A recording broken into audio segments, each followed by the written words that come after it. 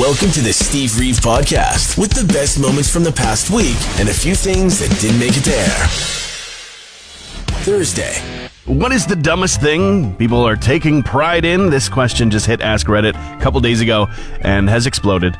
I do think some of these are really just, at the end of the day, expressions of wanting to sound either important or valuable. It's just kind of like a bigging yourself up kind of thing.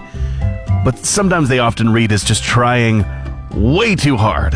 Do less. Do less. As a favor, as a treat. Some of the most common answers: never reading, never taking a sick day or rest day, never having changed a diaper but still being a parent, always being tired, not being able to cook, being an iPhone person, being an Android person, being a Coke or a Pepsi person, being an Xbox or a PlayStation person, waking up early, waking up late, when people make being ready for a fight their constant and entire personality, when people are also constantly trolls online, drinking and driving, hashtag boy mom status, and being a billionaire boot cleaner in the comment sections. Agreed, yeah, a lot of weird things to be proud of. A lot of people also saying, racism, sexism, all of the isms, being proud, not the best look. It's time for Cruz Music News with Steve Reeve.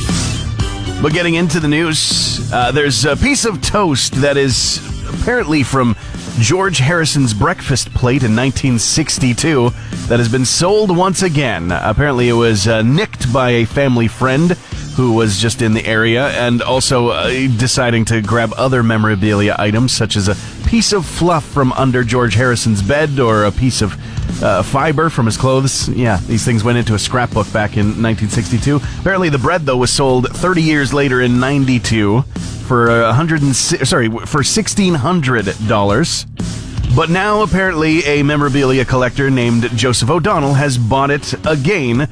Although the amount that he paid for it has not been disclosed, it is being now preserved in museum standard glass, UV protected and everything. So some people are taking it seriously. However, if I saw a piece of toast that was reportedly belonging to George Harrison for sale, I'd say, have you heard of Firefest 2.0? Might need to get yourself a ticket. But the Simpsons joke was finally fulfilled by Cypress Hill. They did the show with the London Symphony Orchestra at Royal Albert Hall. Really incredible. And of course, the smart thing to do, turn it into a concert film, and that is what's happening. It'll be releasing in North America next month. Keep your eyes out for that. As well, MTV Unplugged episodes have just arrived on Paramount Plus, another MTV-related property that is showing up on the streaming service. Unfortunately, if you want to watch those classic episodes, including the one with Nirvana featuring Kurt Cobain after he had died, or at least, that's when it aired, that is only available on Paramount Plus to U.S. subscribers only, for now. You're listening to the Steve Reeve Podcast from 100.5 Cruz FM. Recently, there's been a huge number of airline-related stories of late, a lot of attention on it, and of course, that is bringing a lot of stories that might have been smaller right to the forefront and making them headlines. This, however, this is just crazy. This is a horrible situation, having to sit next to a dead body. Apparently, a woman had a medical episode, and they were unable to resuscitate her. Apparently, flight staff were on top of it as fast as they could be, but it just was unfortunate in the turn of events. But they had 4 hours left on the flight, or something close to that, and they did not have the ability to move the body except for basically into the seats that were right adjacent to what happened, leaving the couple that were in those seats kind of stuck there until they managed to move around and find other spots on the plane, as you would do. It's a terrible event, and there's sadness in the loss of life. There's also abject horror at the idea of having to sit next to a dead body for the remaining hours of a flight. Certainly hours that must have felt a lot longer than they actually were, considering the circumstances. I flash back immediately to John Candy in Home Alone. We left the little tyke there in the funeral parlor all day. All day. We went back at night when we came to our senses, and there he was. Apparently he was there alone all day with a corpse. Now, he was okay, after 6-7 weeks. And I came around, started talking again. But you know what? If you do think about it, fully objectively, a dead person might actually be the ideal seatmate, barring the inevitable cost of therapy. I watched the Superman movies so much when I was growing up. Just absolutely loved them. And so that was Lex Luthor to me. We just learned of a story that Gene Hackman shared actually when Richard Donner, director of those original Superman movies, passed away a few years ago. He shared this really, really great story from the set of the first Superman movie. He says that he showed up for the first day of makeup tests with this fine mustache that he had grown for the Lex Luthor role. And Richard says, wearing his own mustache, that Gene was going to have to shave his off. Says it's got to go. It's got to go. He said that he would be willing to lose his mustache as long as, Gene also did his. But he had to do it right then and there. And they had somebody from makeup, wardrobe, everything, ready to go with the clippers, shaking, realizing that there was this showdown going down because Gene Hackman did not want to lose the mustache. And Richard said, it has to happen. We're already dealing with everything else, Gene Hackman. We can't have the mustache. It's got to go. So he agreed to it, sat down in the chair, mustache came off. Immediately, Gene goes, all right, Richard, it's your turn. You got to get your mustache off. And he said, well, no need. And he pulls off a fake mustache. It was a ruse the entire time.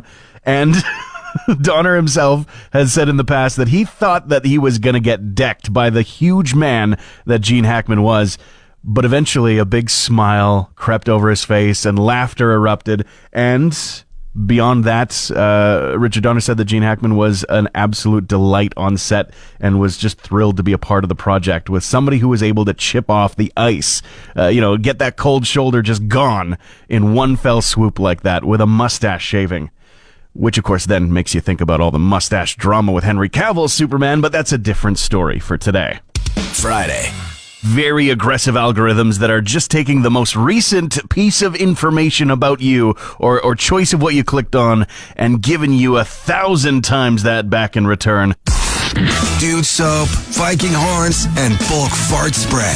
What does the algorithm think Steve wants today? Well, compilations of satisfying snow and ice removal from drain pipes, roofs, the sides of random buildings. Is the algorithm correct on this one? Absolutely. This stuff is the best. Have you seen the one with the icy drain? The collection of ice. It's almost 2 stories high. Somebody on the roof just gives a little push in the right direction. It comes crashing down on the pavement. Chef's kiss. It's good. It's almost as good as clips of people almost slipping on ice for impossibly long periods of time. A true Canadian activity. Don't hurt yourself clearing off your ice, or else you'll end up on another kind of stolen internet video compilation. Yes, the algorithm has hit the mark this time around. The Parade of Planets is tonight. We had some of this in January when we kind of had some of the planets all visible at the same time. But now all of them, all 7, are going to be visible at the exact same time. Some of them, admittedly, not to the naked eye. You will need a telescope to see Mercury and Neptune, I think, as well. But all the other ones, you should be able to see them. 8 if you count just still being able to see the Earth because you're standing on it. Pluto, though, Pluto can still kick rocks. We don't care about that. But best time to look to the west, looking close to the horizon. So if there's a bunch of trees or buildings in the way, not going to be good. Low light is best. And just after sunset, which for us is about 6 p.m. Hey, Alexa, play the Steve Reeve podcast. Billy Idol got a new album coming out, and it's called Dream Into It. 9 songs, tapping the likes of Joan Jett, Avril Lavigne, and more to collaborate on it. Brand new singles just released, although the actual album is not out until April 25th. You do have Still Dancing as a single, new music video and everything. In fact, it was just released today and is the final song on the album. So this is how things are going to close off.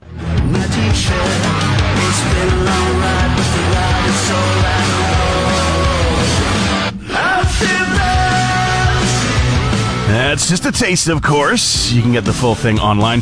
We've got the sons of 2 KISS members making music together officially, reportedly having a total of 10 songs in the bank, talking about Paul Stanley and Gene Simmons' kids, Evan Stanley and Nick Simmons.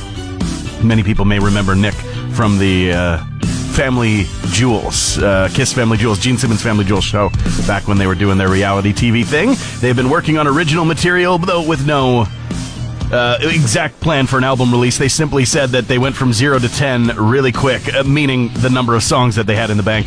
And System of a Down on tour, vowing that they are not going to be playing the same lineup in 2 nights in a row, at least, if not more differences between different shows that people attend. They're back-to-back in the longest set of shows that they've had in years. Of course, not coming anywhere too close to home. As of yet, not announced at this time. The Oscars are this weekend, hosted by Conan O'Brien on Sunday. And a very fantastic choice of hosts. Whether or not you're actually going to put some time into watching an awards ceremony presentation, that's a different story, but Conan's a pretty big draw. He makes me laugh. And as usual, I have seen far fewer of the Best Picture contenders than expected. I don't know why. I don't just expect that I haven't watched a ton of them by the time the Oscars actually run around. Usually get caught up afterwards, especially the ones that actually win the stuff. I don't know. Doesn't have to be a thing that you're stressed out about. Just watch some movies, enjoy some movies. Watch the Oscars if you want to or not. You know what? It would be a more fun list to check off. Would be one that is the movies you haven't watched yet. That would be more satisfying. More check marks, at least. Transmission over. Want more Steve? New podcast episodes happen every Friday, or just tune into the Steve Reeve Show. Weekday mornings starting at 5:30 a.m. on 100.5 Cruz FM.